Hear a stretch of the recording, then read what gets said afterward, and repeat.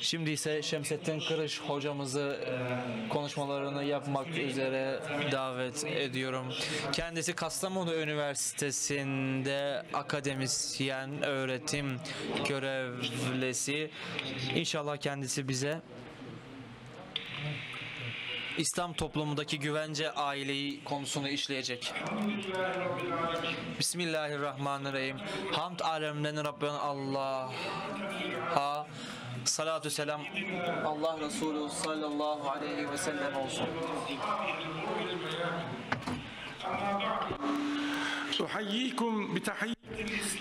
Değerli kardeşlerim, sizleri İslam'ın selamıyla selamlıyorum. Esselamu aleyküm ve rahmetullahi ve berekatuhu. İnşallah size bu konuşmamda toplumun aileyi koruması meselesini zikredeceğim ve bu konuşmamda birkaç noktaya işaret etmek istiyorum. Öncelikle ailenin tanımı ve aile üzerine oynanan komplolara değineceğim.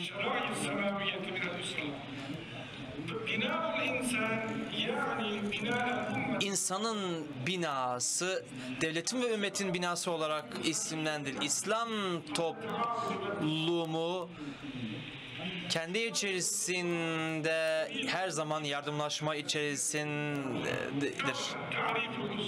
Öncelikle ailenin tanımını gelecek olursak, toplumun bu konudaki görevine gelmeden önce ailenin korunması noktasında önce bir ailenin tanımını yapmamız gerekmektedir. Ailenin örfsel anlamına gelecek olursak, bir grup insanın kan bağı olarak bir araya geldiği topluluğa aile denir. Ailenin muasır anlamı ise anne, baba ve çocuklardan meydana gelen bir topluluk anlamı vardır. Aile, İslam toplumunu koruyan en önemli yapı taşlarından bir tanesidir. Toplumun nizamı ve fesat içerisinde olması ailenin ve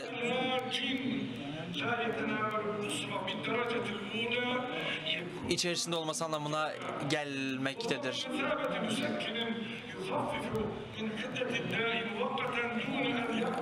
Şunu söyleyeyim ki bizler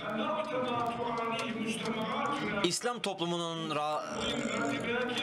içerisinde bulunmuş olduğu istikrarsızlık ve sıkıntıların aile kurumu noktasındaki sıkıntılara değinecek olursak, Batı'nın ve uluslararası sistemin yıkmaya çalıştığı aile kurumunun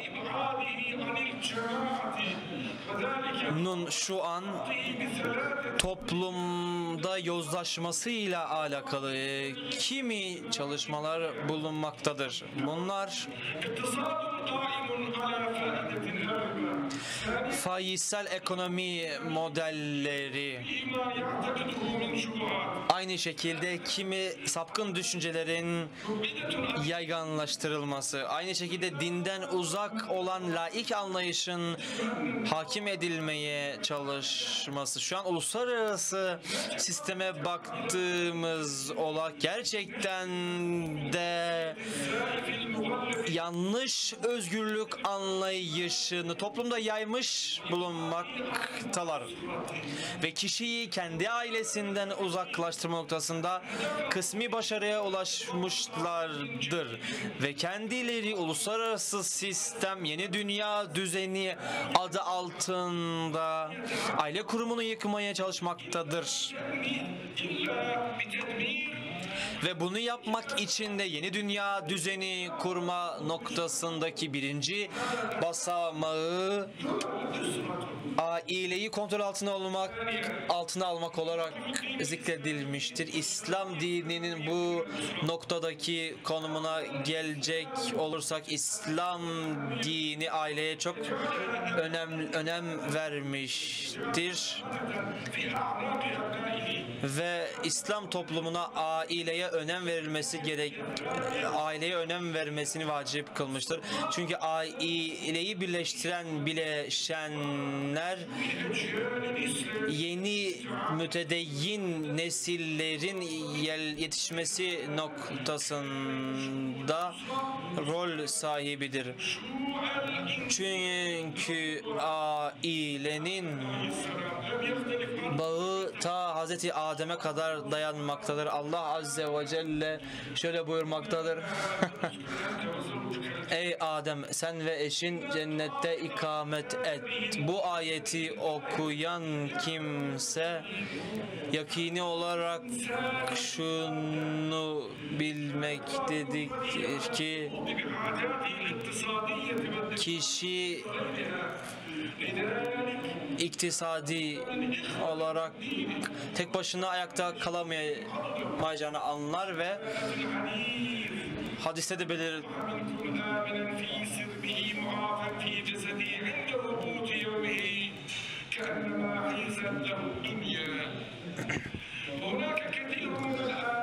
Tabii bu konuyla alakalı farklı ayet ve hadisler bulunmaktadır. Bizim işaret ettiğimiz noktaya işaret eden ayetler bulunmaktadır. İslam'ın nezdinde aile toplumu birleştiren birinci halka olarak kalmaktadır. Tabii ailenin şu an karşı karşıya kalmış olduğu baskı ve yıkım çalışmaları zikredeceğim. Her şeyden önce şunu zikredeyim ki değerli hocalarım,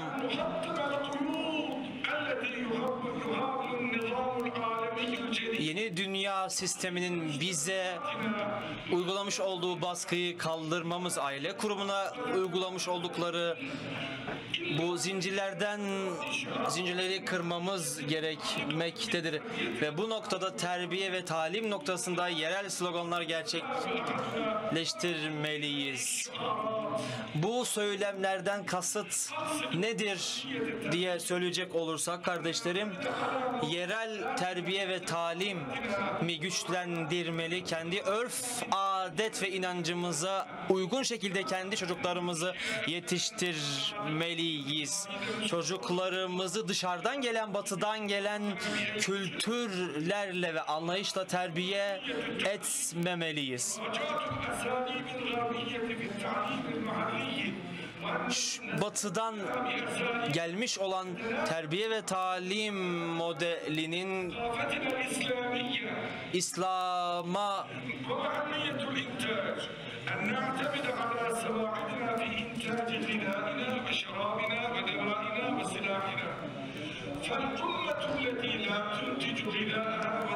kendi silahını ve çözümlerini üretemeyen bir ümmet her zaman başkasına muhtaç kalır. Kişileri, insan yetiştirmek, toplumu ve devleti ayakta tutmak demektedir. İnsanlığı ve hayatını muhafaza etmeyi ihmal edersek maddi sömürgecilik, 17. ve 18. yüzyılda yaşanan maddi sömürgeciliğin köklerini görebiliriz. 20. yüzyılda bunun yansımalarını görebiliriz. İslam kurumlarının 3 meselede bir çöküş içerisine girdiğini söyleyebiliriz. 1980'den sonra dünya çok farklı bir yere sürükledi. Bu konuya bizim temas etmemiz gerekmektedir. Toplumsal mühendisliği tekrardan ihya edip ele almamız gerekmektedir. Ve gerçekten onlar toplumsal mühendislik noktasında başarıya ulaşmışlar diyebiliriz.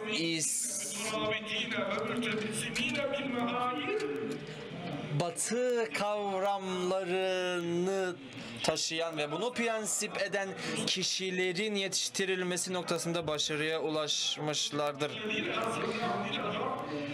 Batıya giden, okumak için giden öğrenciler orada gayri İslami bir anlayış almışlardır. Peygamber Efendimiz sallallahu aleyhi ve sellem'den günümüze kadar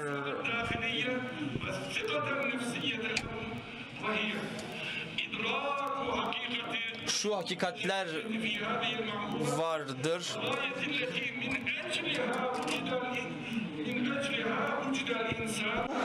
والإله العظيم الذي أوجد الكون فاستطاع هؤلاء تشكيك أبنائنا في دينهم ونقل أفكارهم إلى بلاد المسلمين وتشبيه عقول أطفالنا مما أدى في القرنين الأخيرين إلى انحراف بعض المسلمين عن الحقيقة التي أوضح الإسلام مفهومها الحقيقي وكيفية الوصول إليها فيجب على المسلمين انتبهوا فيجب على المسلمين أن يتخلوا عن الغربيين الذين يمثلون حضارة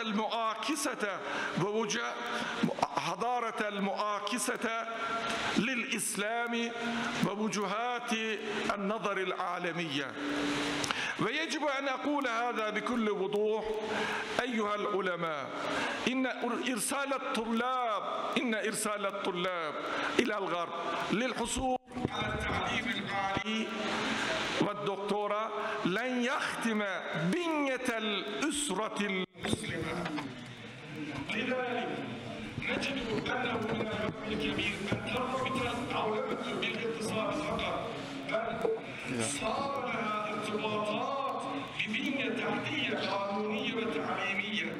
كذلك علينا ألا نتجاهل الحديث عن ذكر القانون والتعليم فالقانون والتعليم يشكلان الناس والمجتمعات وبعد الثمانينات كانت هناك زيادة كبيرة في ضغط الاتفاقيات الدولية على الدول القومية ما اضطر القانون المحلي إلى الخضوع للقانون الدولي لتشكل الاتفاقيات الدولية عقلية شعب القرن الحادي والعشرين ونظرته للعالم وكل شيء ومع كل هذه الاتفاقيات للسيطرة على الفرد والأسرة رأت الدول الاستعمارية أن الأمر غير كاف فبدأت بصياغة اتفاقيات جديدة مثل اتفاقية باريس وإذا أمنا Meseleye bakmadan önce meseleyi inceleyecek olursak bu meselenin bağlarına aslına bakacak olursak toplumsal bir mühendisliğin sömürgeci devletlerin yapmış olduğu bu çalışmalar aynı şekilde aile kurumu laik kanunlarla idare edilmektedir. Aile kurumu şu anda aileden kopuk olarak kişiye indirgenmiş durumda ve aile kurumunun yaşamış olduğu sorunlarla alakalı çözümlemeler noktasında da sorunlar yaşanmaktadır. Peygamber Efendimiz sallallahu aleyhi ve sellem müminleri toplu hareket etmelerini, cemaat olmalarını söylemiştir. Bu moda Peygamber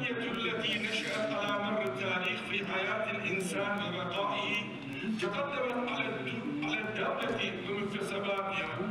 جاء في الحديث الشريف: لزوال الدنيا أهون عند الله من قتل رجل مسلم. Dünyanın Şeyh Edebali bu konu hakkında insanları ihya edin ki devletinizi ihya ederseniz. Şeyhin bu sözlerinin İslam devletinin kurulması ve Müslümanların hukukunun gözetilmesi meselelerine çok ciddi çözümler üretmektedir. Çünkü insan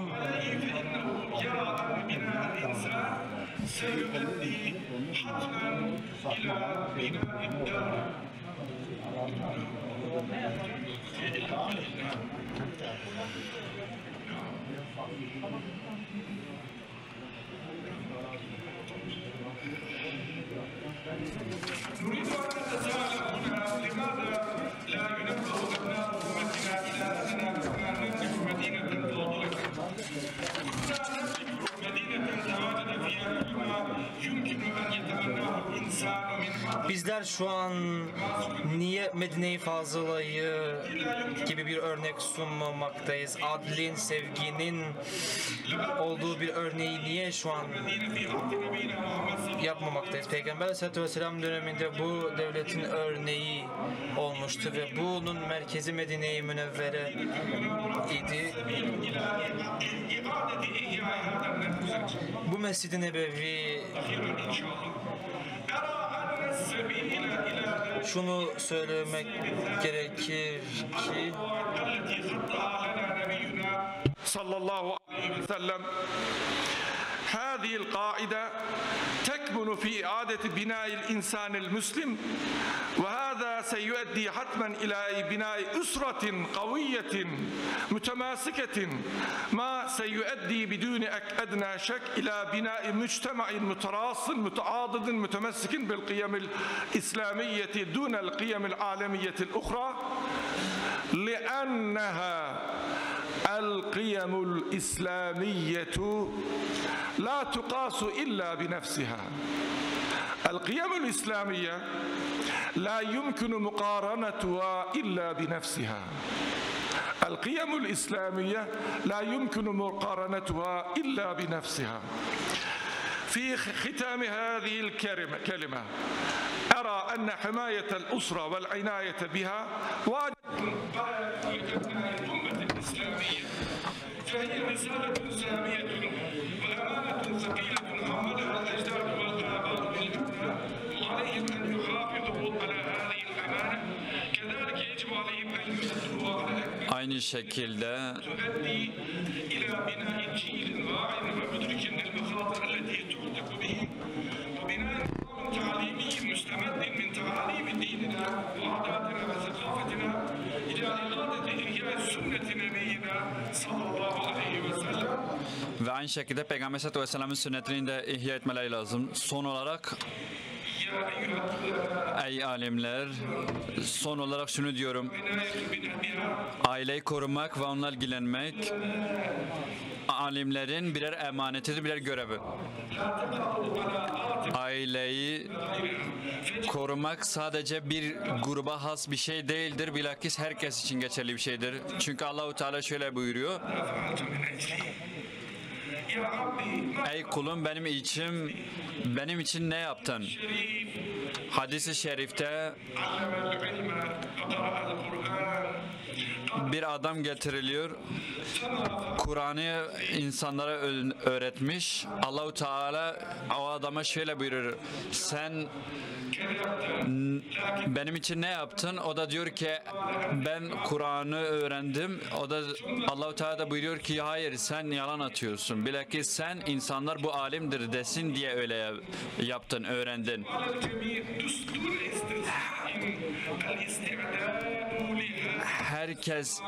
Herkesin şu soruya hazırlıklı olması lazım. Soru peki nedir? Hiçbir soyun, hiçbir şeyin fayda vermediği gün sadece salih amelin ve Allah rızası için yapılan işlerin fayda verdiği gün kim ne hazırlamış o günün sorusu için kendimizi hazırlamamız lazım. Hepinizi Allah'a emanet ediyorum. Esselamu Aleyküm ve Rahmetullahi ve Berekatuhu. Çok teşekkür ederim.